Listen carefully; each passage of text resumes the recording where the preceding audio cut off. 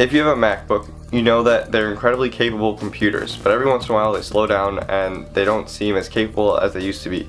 Today I'm going to show you an easy way to kind of maintain your MacBook that I've always used, and my MacBook runs good as new. It also helps free up storage because a lot of times random files just get kept and stuff, and so usually this frees up like almost 10 gigabytes of storage on my disk.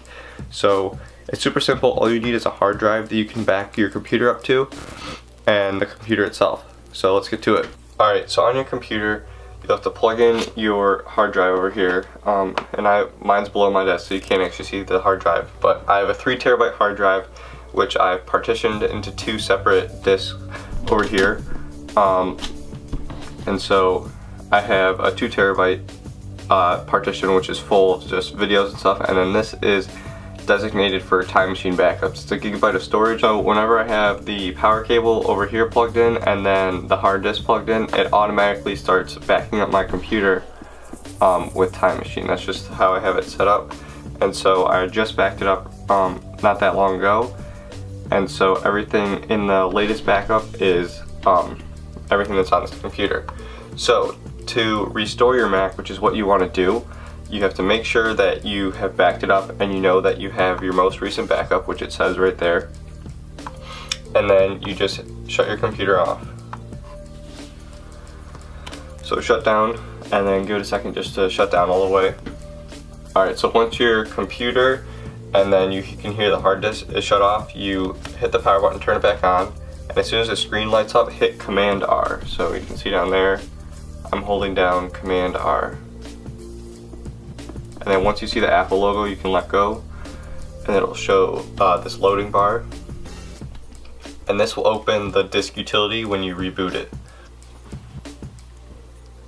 Alright, so now you're in Mac OS Utilities, and so your first option up here is to restore from Time Machine Backup, which is exactly what you want. Click that and click Continue. And then this screen will pop up, restore from Time Machine. So you have your Time Machine backup on your hard disk, which is still plugged in. I just left it plugged in, and I can hear that it's turned on. Just makes a little noise in the background. Continue. So now you have to select it. So at this point, if you haven't plugged in your disk, plug it in. I left mine plugged in the whole time, and so it should show up here. Now, I had an old disk that wouldn't show up for some reason, and so make sure that before you delete anything permanent on your Mac, you go into this and make sure that your disk will show up, and if it doesn't, then you're gonna have to get a different hard drive. So we have the Time Machine backup. It doesn't even open the 2 terabyte storage one, so it automatically goes to this Time Machine because it knows where the backups are. Click Continue. So now it's gonna search the disk for all my backups on here. So here are all the backups that I have of my computer. You can see they go all the way back to the first one at 2014, and then all the way to yesterday, and then today when I did it earlier. So this is the backup I want, the most recent one, and you can actually, if you lost an old file that you had backed up, say I wanted something back in 2014, I could always reinstall that and it'd bring back those files. So what I'm going to do is choose the most recent backup on my computer because that will give me an exact copy of what I have right now. Everything is saved when you do a Time Machine backup, even your keychain information, all that.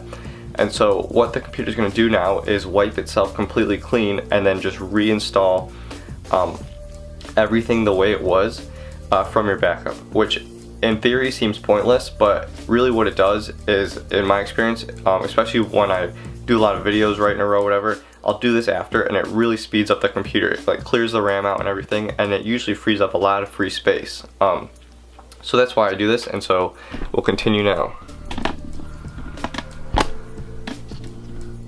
Alright, so we have our most recent backup right there. So we're going to select that.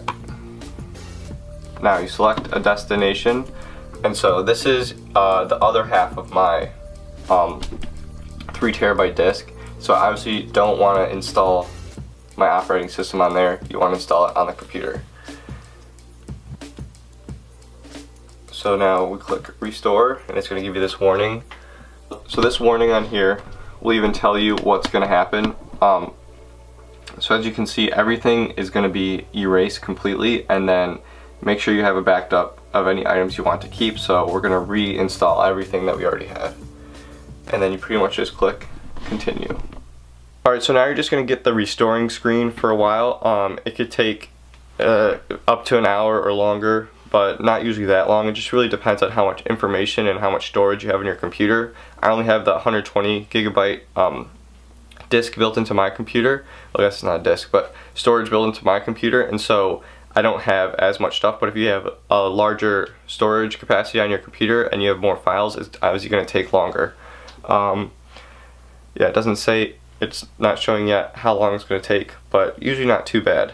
Also, one thing I forgot to mention that I wanted to is, before I did this, I had 31 gigabytes of free storage, and so after, when this is done, I'll check that and show you how much storage is freed up. Obviously, it's hard to tell the speed of it. I can tell personally when I'm editing and stuff that stuff doesn't skip and all that, but it really does improve your computer speed, and I think extends the life of your computer quite a bit. Alright, so my computer is back on, and it is complete. Restoring itself. So yeah, the whole process was about 45 minutes long, I'd say, so not too bad. You can do it pretty quickly. And then, so yeah, everything is back exactly how it was before, but there should be a little bit more storage on here. Oh wow, there's a lot. So let me get the focus. So when I did this before, I had about 30 gigabytes free, and now it's saying I have 62 gigabytes free. So that actually cleared up a ton of storage this time. I haven't done it in a while, so that's possibly why. But yeah, and my computer obviously is going to run a lot faster now because I did this. Alright, well, thank you so much for watching this short video. Hopefully it helps you with your computer, and if you like this video, please let me know in the comments, and like the video itself, and then let me know if I should do more like these. It's not something I usually do, but I figured since I was doing this to my computer right now, I'd make a video about it, since I pretty much make videos about everything. Thank you so much for watching, and I'll see you in the next video.